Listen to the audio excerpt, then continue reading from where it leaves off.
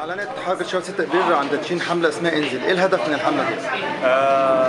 شباب 6 ابريل اعلنت عن تدشين حمله للحشد ليوم 30. حمله انزل هدفها الرئيسي ان احنا نقول للجموع المصريين اللي وقعوا على استمارات تمرد بسحب الثقه بالرئيس والمطالبه باجراءات الانتخابات الرئاسيه المبكره ان توقيعك لوحده على الاستماره مش كفايه، انت محتاج تنزل معانا عشان تاكد على ان توقيعك ده حقيقي وان مطالبك تتحقق لازم تكون موجود معانا في الشارع.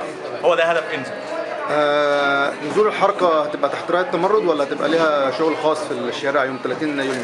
يوم 30 يونيو هيبقى النزول بالنسبه لكل القوى السياسيه والحشود الشعبيه هيبقى نزول موحد تحت رايه حمله تمرد اللي طالبت بسحب الثقه واجراء انتخابات رئاسيه مبكره. حمله تحت شعار شارك احشد انزل كمل ثورتك. الحمله بتستهدف حشد المواطنين المصريين للنزول للشارع يوم 30 يونيو والاصرار على اسقاط هذا النظام، ولن نعود الى منازلنا حتى يسقط هذا النظام. الحمله ستنطلق من اليوم في كل محافظات مصر بالتوازي مع استكمال جمع توقعات استمارات تمرد اللي هنكملها بالدفعه الاخيره اللي تعلن اخر الاسبوع ان شاء الله. اعتقد ان المؤتمر النهارده مؤتمر ناجح جدا، تتوقع دور الحركه ايه بعد المؤتمر ده؟ اولا هو دور الحركه احنا لمسناه من خلال الفعاليات اللي في الشارع هي الفتره اللي فاتت جدا، واعتقد انها كانت فعاليات لاذعه للنظام الحاكم بشكل كبير جدا، والا ان لم تكن الحركه مؤثره في الشارع المصري لم يكن النظام يعتقد 4 من قيادات الحركه ثم بعدها باسبوع يعتقد مؤسسه ومنسق العام احمد ماهر. فاعتقد ان احنا شوكه في حلب النظام، عشان كده بيحاول الفتره طول الفتره ان يطلق علينا الشائعات ويحاول تشويهنا، ولكن اذا كان نجح مبارك سينجح مرسي، فبالتالي مبارك كان حاول تشويهنا واسقطناه ومرسي حاول تشويهنا كما اسقطناه. كلامك بينقل لي نقطه مهمه جدا، ان الاعلام دلوقتي او المواقع الالكترونيه كانت بتحاول تقصي دور الحركه في الحمله اساسا، فايه ردك على المحاولات دي؟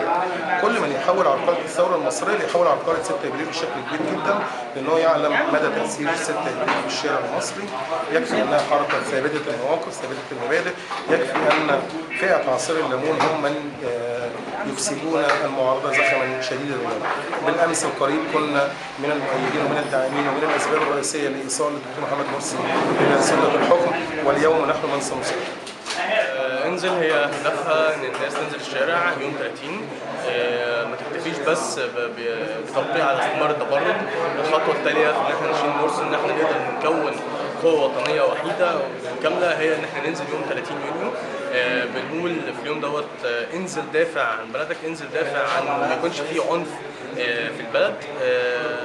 دي رسالتنا. هتبدا كل المجموعات السياسيه الشبابيه بتاعت 6 ابريل تنزل في كل الشوارع توزع ورق، تطلب من الناس ان هي تنزل توزع، بحيث ان هي يكون في يوم 30 يوم خلاص من مرسي ومن نظام الاخوان اللي خلف كل وعوده الفتره اللي فاتت، وخلى قضايا زي العداله الاجتماعيه غير موجوده، قضايا زي القصاص دماء الشهداء غير موجوده وغير مستجابه. كان في محاولات في المواقع الالكترونيه او الاعلام اقصاء دور الحركه في حمله التمرد ودورها في 30 يوليو، ترد ايه على الحمله؟ اعتقد ان النهارده والحركه بتسلم 350,000 ورقه جديده تم تجميعها خلال 10 ايام اللي فاتت، ان دي رساله قويه لكل المتطرفين اللي بيحاولوا ان هم يهمشوا دور 6 ابريل.